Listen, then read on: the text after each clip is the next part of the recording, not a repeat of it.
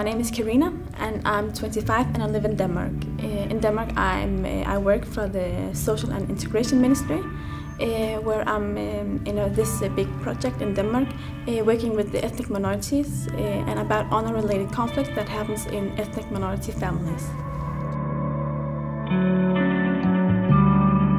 We work with the professionals, where I have to go to the professionals and speak about how it is to be an ethnic minorities in Denmark, try to explain why we have these conflicts, try to explain to the professional that it's not always the parents, they are not always meaning that they want to hurt the children, but it's like the tradition is all about the culture.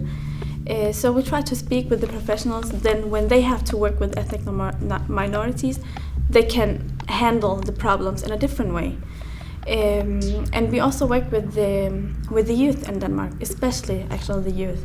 We are focusing a lot on the ethnic minorities, but our project is getting bigger now.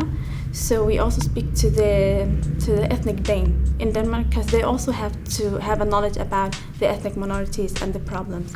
So actually the thing we do is we visit the boy clubs and girls clubs in schools, universities, all these kind of things, and speak. We have this case. That's a story from the real life, a story that has happened, and then we speak about it can be a girl whose brother is always watching her because his father told him you need to have eyes on your sister.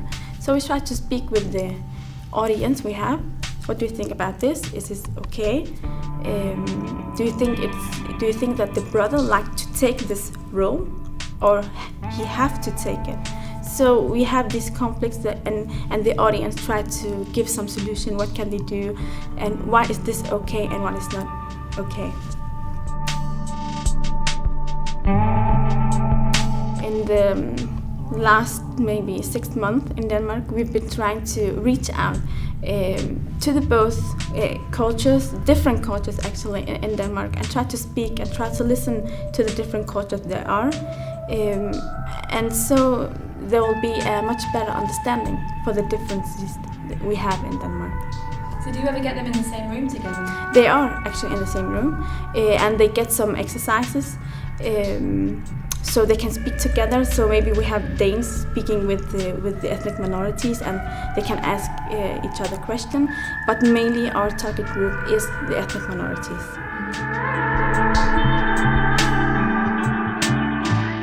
The most challenging about this job is a lot of ethnic minorities want to speak about these problems, these conflicts, because they are tabooed in the homes, but many of them are still afraid to speak out loud because they always think about the tradition and the culture, and they don't want to make their own ways because they know somebody will be left hurt. So how do you overcome that? Actually, we try to speak to them. We try to ask them what do you think is right? What do you like to do? And many of them sometimes they would like to make a difference. They would like to take their own change their own decisions. But they also know that if they do, there will be some consequences, because some tradition will not accept that you may, as a Muslim girl, it's not okay that you just go out with boys and have boyfriends. Even though a girl may have the feeling that she would like to try it, she wouldn't do it because the whole family would be dishonored in the society. So how do you think that can change?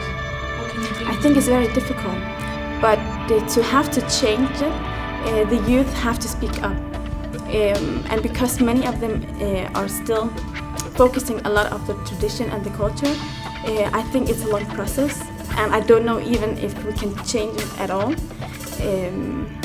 But I hope that we can get the youth to take their own decision. You can also take a decision without dishonor your family. So I hope that the youth will learn to be more powerful and work a little bit about this empowerment word.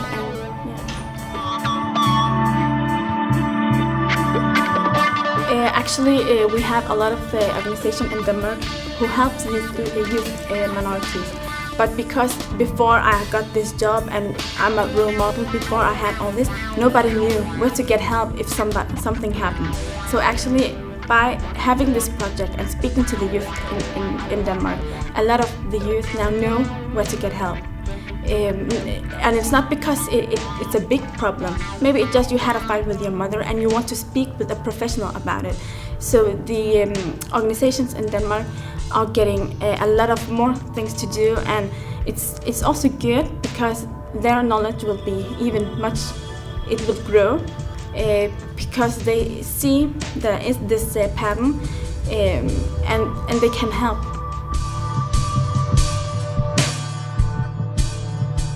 I think you should do whatever you feel is right. Don't feel that you're oppressed from your family, and I think if you are in a place you don't feel safe or you don't feel wanted, I think you should try to listen to your own needs, even though that you may dishonor your family. But in the end, the family will understand why you take specific decisions in your life.